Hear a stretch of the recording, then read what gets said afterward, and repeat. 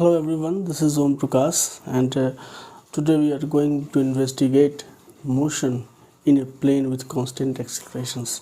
As we have studied in the earlier chapters about the motions in one dimensions where we have modeled the situations.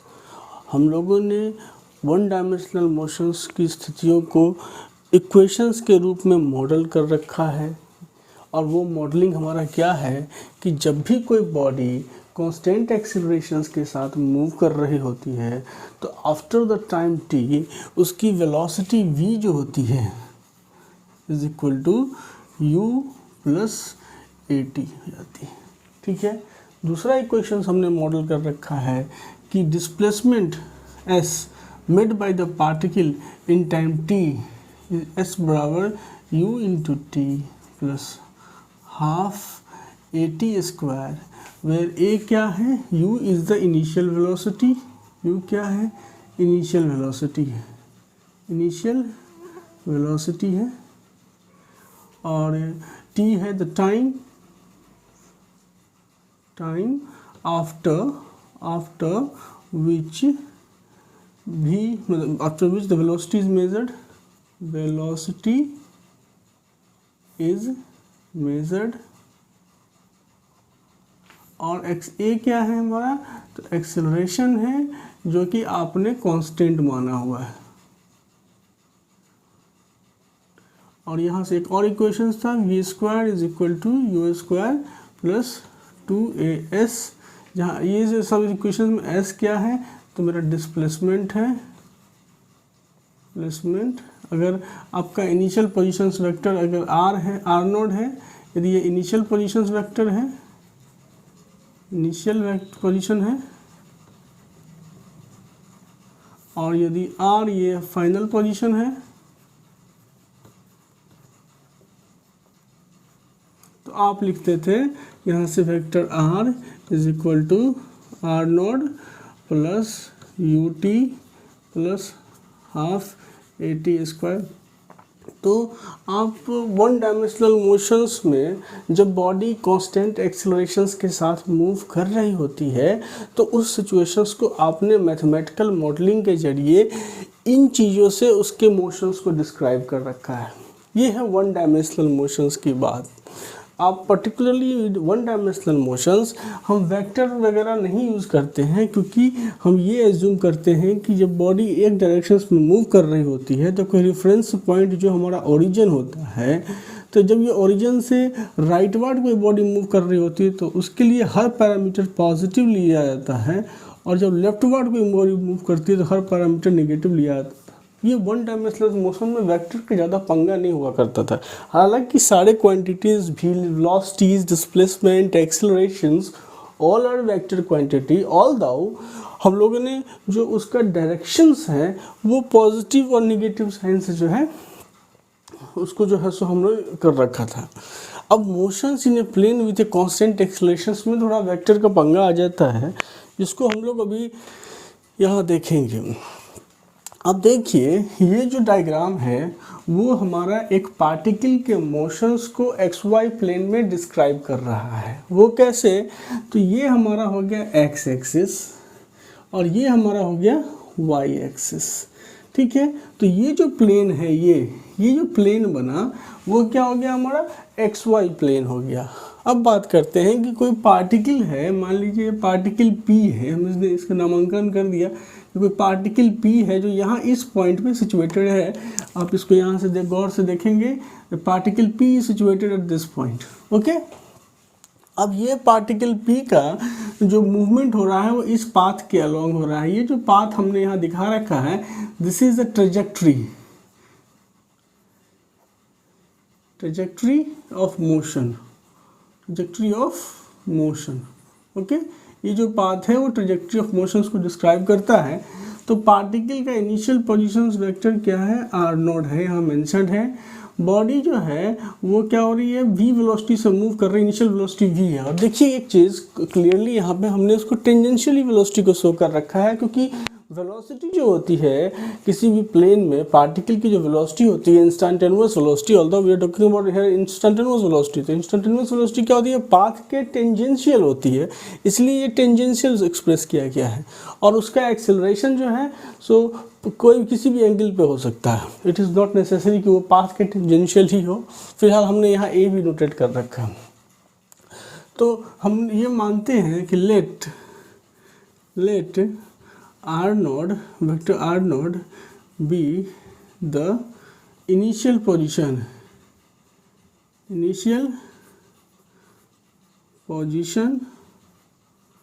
of particle P। ये R node initial positions है, ठीक है। And V node क्या है, vector V node is the initial velocity,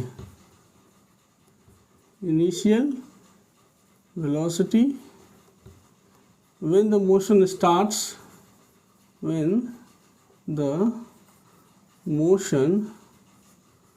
starts at time t is equal to 0, ठीक है। तो हमने ये मान लिया कि R node is the initial positions vector, V naught is the initial velocity of the body, ठीक है। अब जो मेरा केस है ये क्या है, कांस्टेंट एक्सेलरेशन का है, तो जो A है acceleration, this is the acceleration, और ये एक्सेलरेशन क्या है, तो constant throughout the motion, constant रहेगा throughout the motion. Constant का मतलब क्या हो गया, ये वेक्टर है, तो वेक्टर कब कांस्टेंट होता है, जब उसकी मैग्नीट्यूड और उसका डायरेक्शंस कांस्टेंट होगा मोशंस के दौरान। सो मतलब इसका एक इससे आप क्या कंक्लूड कर सकते हैं, तो the magnitude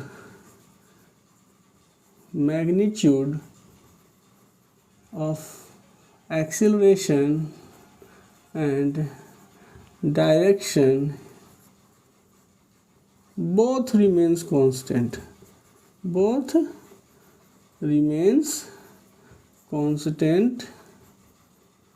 throughout the motion,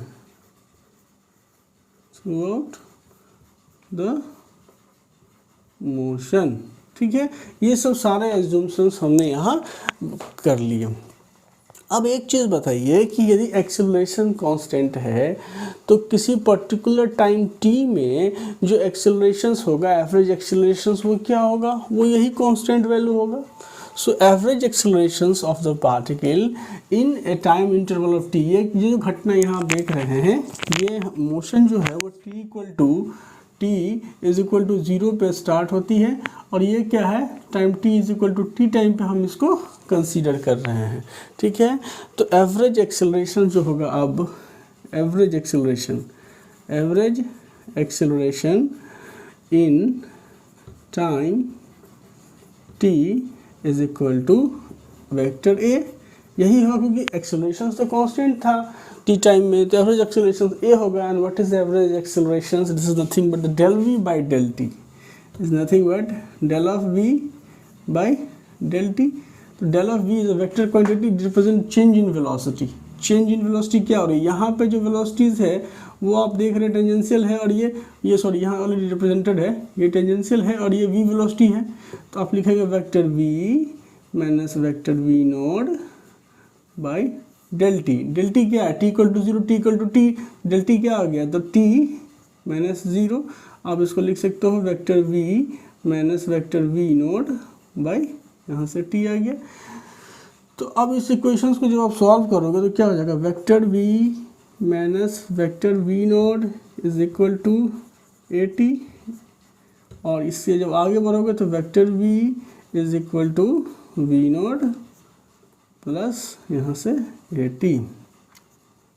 okay, तो आपने ये इक्वेशंस डिराइव कर लिया कि after the time t the velocity of the body the particle will be initial velocity vector sum of the initial velocity plus the additional velocity acquired in time t due to the acceleration a। ये क्या हो गया, तो ये हो गया हमारा, ये जो है ये क्या है, इनिशियल वेलोसिटी है, इनिशियल वेलोसिटी है, और ये क्या है मेरा velocity acquired velocity acquired by particle due to constant acceleration in time t। तो एक चीज़ जो यहाँ गौर देने वाली है कि यहाँ तो नॉर्मल सम हुआ करता था, पर्टिकुलर साइन आप ले लेते थे और इसको ऐड करते थे।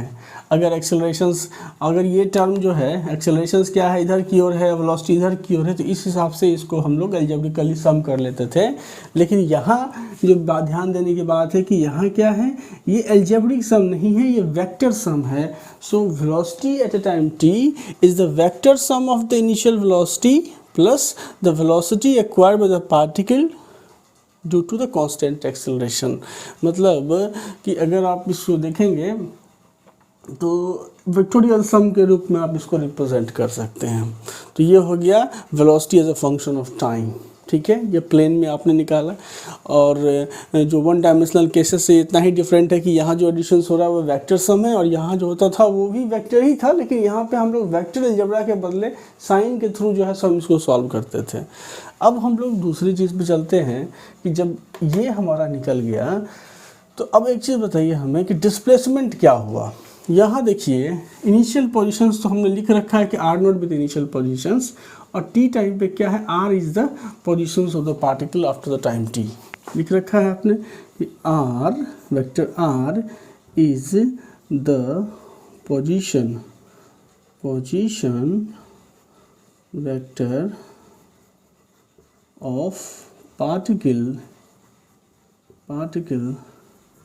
After time t. T time के बाद r is the positions vector है। तो डिस्प्लेसमेंट जो हुआ, तो यहाँ देखिएगा सबसे पहले कि अब एवरेज वेलोसिटी क्या होगी after the time t. Average velocity is nothing but v plus v naught by 2। तो एवरेज वेलोसिटी यहाँ लिखेंगे हम लोग, average velocity is equal to change displacement del r. मतलब डिस्प्लेसमेंट क्या होता है, डिस्प्लेसमेंट वेक्टर होता है कि जब इनिशियल पोजीशन से फाइनल पोजीशन को जोड़ता हुआ वेक्टर, ये जो वेक्टर है आपका, यहाँ देखिए ये this is our del r, और इसका डायरेक्शन देखिए इधर की ओर होता है, final positions towards final positions होता है। तो average velocity is nothing but यहाँ पे vector del r by del t. तो डेल आर क्या हो गया, तो vector r minus r naught by यहाँ पे टी माइनस 0, ठीक है। तो ये क्या आ गया आपको, vector r minus r naught by यहाँ पे टी आ गया। अब एवरेज वेलोसिटी क्या हुई, यहाँ देखिए टी टाइम के बाद वेलोसिटी v है, इनिशियल वेलोसिटी v नोड है, तो एवरेज वेलोसिटी क्या होगी, v plus v naught by 2। तो यहाँ से हम लिखेंगे कि vector v plus v naught plus v by 2, ठीक है। And this is equal to vector r minus r naught by यहाँ पे t। ये क्वेश्चंस देख लिए आप। अब आप देखिए कि v की वैल्यू आपने क्या निकाली है, v naught plus a t. तो ये वैल्यू जो है सो हम इस यहाँ पे इस v की सब्स्टिट्यूट कर देंगे। तो ये हो जाएगा मेरा क्या, वेक्टर ये वी नोड प्लस यहाँ पे जो ये वैल्यू सब्स्टिट्यूट कर दीजिए, तो वेक्टर वी नोड प्लस यहाँ पे ए टी बाई यहाँ पे 2, and this is equal to vector r minus r naught by यहाँ पे ये टी, ठीक है। अब हम इसको इसी तरह सॉल्व करना चाहेंगे, तो यहाँ से देखते हैं सॉल्व करके इसको। तो ये क्या हो जाएगा, ट्वाइस ऑफ वी नोड को 2 से डिवाइड कर दोगे तो वी नोड आ जाएगा। तो ये हो जाएगा v naught, vector v naught plus 1 by twice of यहाँ पे vector a into t and is equal to vector r minus r naught by यहाँ पे टी, ठीक है। ये जो है v naught plus v naught twice v naught by 2 v naught और प्लस यहाँ पे half of a t is equal to this. अब ये टी से इधर मल्टीप्लाई कर दोगे तो vector r minus vector r naught is equal to vector v naught into t plus half vector a यहाँ पे टी स्क्वायर, तो यहाँ से निकल गया vector r is equal to r naught plus vector v naught plus half vector a t square. तो आपने position vector of the particle at an arbitrary time t is equal to initial positions, ये जो term क्या है, ये है initial positions vector. क्या है ये? इनिशियल पोजीशन वेक्टर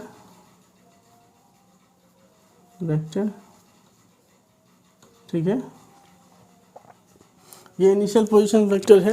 ये है displacement due to the initial velocity. क्या है ये? Displacement under influence of initial velocity vector v naught. और ये क्या है? ये डिस्प्लेसमेंट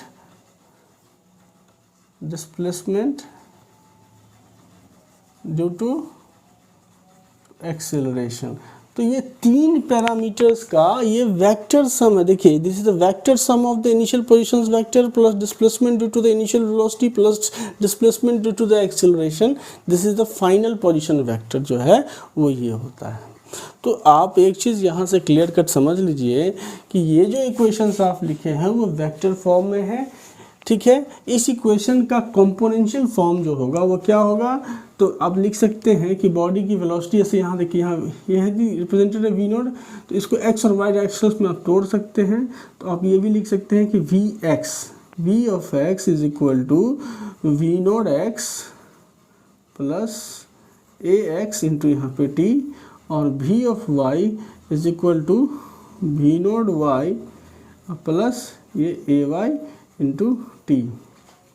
ये क्या हो गया? ये जो इक्वेशंस आप देख रहे हैं वो इस इक्वेशंस 1 का कॉम्पोनेंशियल फॉर्म हो गया x और y के अलोंग। और इसीलिए आप इसको ऐसे भी लिख सकते हो कि vector v is equal to v x into यहाँ पे आई कैप जोड़ यहाँ पे वी वाई इंटू यहाँ पे जे कैप, ठीक है।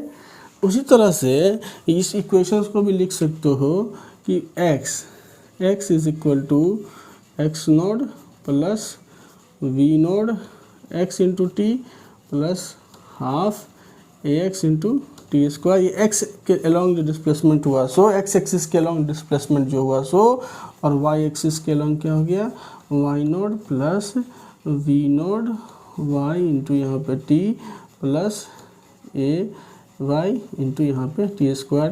तो ये हो गया y x axis displacement along x axis, ये हो गया पोजीशंस वेक्टर। यही displacement along x axis, displacement नहीं कह सकते इसको, positions vector of the particle along x axis and y axis, मतलब कोऑर्डिनेट्स हो सकता है, ठीक है। ये क्या हो गया, the coordinate of the particle of the time T along, ये हो गया एक्स कोऑर्डिनेट, ये हो गया वाई कोऑर्डिनेट। अगर आपसे पूछा होता डिस्प्लेसमेंट क्या होगा, तो ये इक्वेशंस जो है, यही इक्वेशंस आपको डिस्प्लेसमेंट दे देता है। यहाँ से आप लिख सकते थे, यहाँ से क्या चीज़ कि r minus r naught is vector s and vector s is equal to, यहाँ से क्या लिख सकते थे, तो vector v naught into t plus half vector a into यहाँ पे टी स्क्वायर। तो ये क्या होता है, यहाँ पे एस क्या होता है, तो डिस्प्लेसमेंट होता है।